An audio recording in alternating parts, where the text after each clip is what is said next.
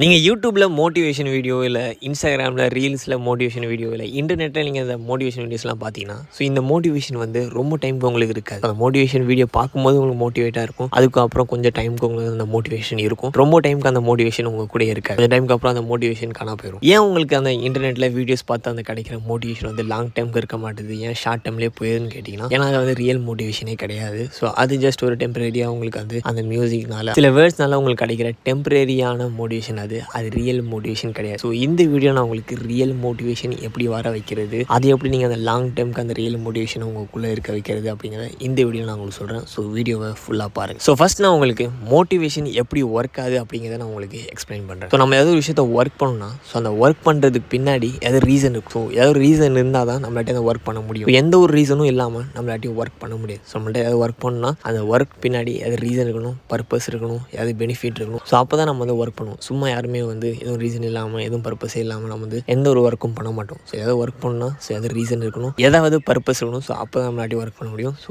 இதுதான் first point. So இதை நான் வச்சுக்கோங்க. ஸோ இப்போ நெக்ஸ்ட் என்னன்னு பார்த்தீங்கன்னா, நம்மளோட அந்த ரீசன் இருக்குல்ல. ஸோ இப்போ நீங்கள் ஏதாவது ஒர்க் பண்ணால் அந்த ஒர்க் பண்ணுறதுக்கு அது ரீசன் இருக்குன்னு சொல்லலை. இந்த ரீசன் ஸ்ட்ராங்காக இருக்கணும், பவராக இருக்கணும். எவ்வளோ பவராக இருக்கும் ஸோ அவ்வளோ பவராக இருக்கும் மோட்டிவேஷன். ஸோ ரீசன் ஸ்ட்ராங்காக இருக்கணும். ஸோ அப்போ தான் மோட்டிவேஷன் இருக்கும். ஸோ ரீசன் ஸ்ட்ராங்காக இருக்கணும். ஸோ ஸ்ட்ராங்காக இருந்தால் தான் உங்களுக்கு மோட்டிவேஷன் வரும் ஒர்க் பண்ணுறதுக்கு. ஸோ ரீசன் நீங்கள் ஒர்க் பண்ணணும்னா அந்த ஒர்க் பண்ணுறதுக்கான ரீசன், பர்பஸ், பெனிஃபிட் எல்லாமே ஸ்ட்ராங்காக இருக்கும். ஸோ அப்போ தான் உங்களுக்கு மோட்டிவேஷன் வரும் ஒர்க் பண்ணுறதுக்கு. ஸோ இது செகண்ட் பாயிண்ட். ஸோ இப்போ உங்களுக்கு மோட்டிவேஷன் எப்படி ஒர்க் ஆகுதுன்னு புரிஞ்சிருக்கும்னு நினைக்கிறேன். சிம்பிளாக சொல்லலாம், நம்ம ஏதாவது ஒர்க் பண்ணணும். ஸோ அந்த ஒர்க்கு பின்னாடி அது ரீசன் இருக்கணும், பர்பஸ் இருக்கணும், பெனிஃபிட் இருக்கணும். ஸோ அப்போ தான் நம்ம ஒர்க் பண்ணுவோம். எந்த ஒரு பர்பஸும் இல்லாமல், பெனிஃபிட்டும் இல்லாமல் நம்ம எந்த ஒரு ஒர்க்கும் பண்ண மாட்டோம். ஸோ ஒரு ஒர்க் பண்ணால் பெனிஃபிட் இருக்கணும், பர்பஸ் இருக்கணும். நெக்ஸ்ட் அந்த ஒர்க் பண்ணுறதுக்கான ரீசன், பர்பஸ் எல்லாமே ஸ்ட்ராங்காக இருக்கணும்.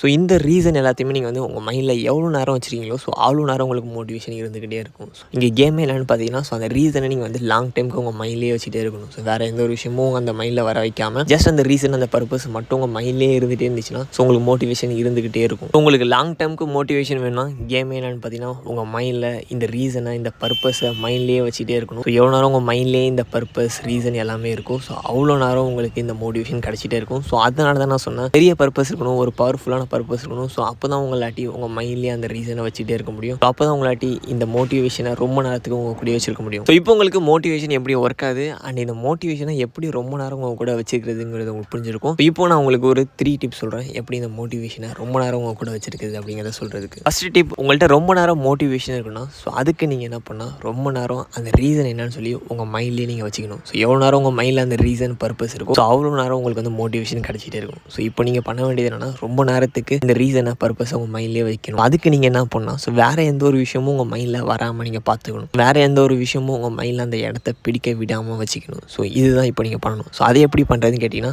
அதுக்கு ஐடியா சொல்கிறேன். ஃபஸ்ட் நீங்கள் இந்த இன்ஸ்டாகிராமில் ரீல்ஸ் பார்க்குறது, யூடியூப்பில் ஷார்ட்ஸ் பார்க்குறது, இந்த மாதிரி சோஷியல் மீடியா யூஸ் பண்ணுறது ஸ்டாப் பண்ணுங்கள்.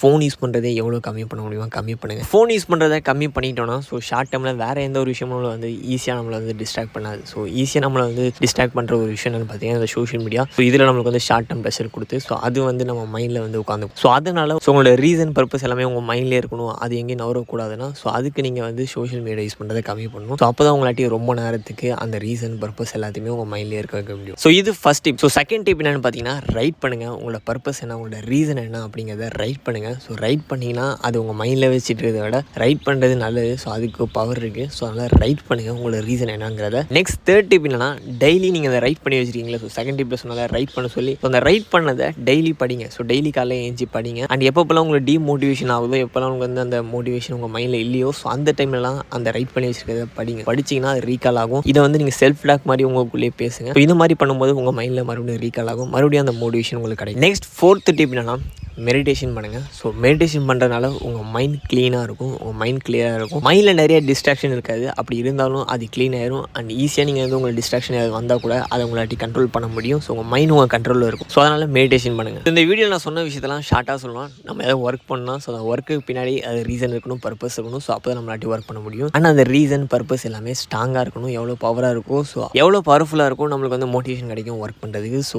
ரீசன் ஸ்ட்ராங்காக இருக்கிற மாதிரி, பவராக இருக்கிற மாதிரி பார்த்துக்கோங்க. நம்மக்கிட்ட மோட்டிவேஷன் லாங் டைம் இருக்குன்னா நம்ம வந்து மைண்டில் அந்த பர்பஸ் என்ன, அந்த ரீசன் என்ன அப்படிங்கிறத லாங் டைமுக்கு நம்ம மைண்டில் வச்சுட்டே இருக்கணும். ஸோ எவ்வளோ நேரம் நம்ம மைண்ட்லேயே அந்த பர்பஸ் என்னென்னு இருக்கும், ஸோ அவ்வளோ நம்மள்ட்ட மோட்டிவேஷன் இருக்கும். மோட்டிவேஷனை லாங் டைம் ஹோல்ட் பண்ணுறதுக்கு நான் வந்து ஒரு 4 டிப்ஸ் சொன்னேன். ஃபர்ஸ்ட் வந்து மெடிடேஷன் பண்ண சொன்னேன், அப்புறம் வந்து ஃபோன் யூஸ் பண்ணுறது கம்மி பண்ண சொன்னேன், ரைட் பண்ண சொன்னேன் என்னென்ன ரீசன் என்னென்ன பர்பஸ்ன்னு சொல்லி. ஸோ ரைட் பண்ண அந்த ரீசன் பர்பஸை வந்து ரிப்பீட்டடாக மறுபடியும் படிக்க சொன்னேன், டெய்லி படிக்க சொன்னேன். ஸோ இதுதான் இந்த வீடியோ மூலமாக நான் சொல்ல நினச்சேன் அந்த டிப்ஸ் எல்லாமே. நெக்ஸ்ட் இந்த மாதிரி நீங்கள் நிறைய விஷயங்கள் தெரிஞ்சுக்கணும்னு நினைக்கினா இந்த வீடியோ போய் பாருங்கள்.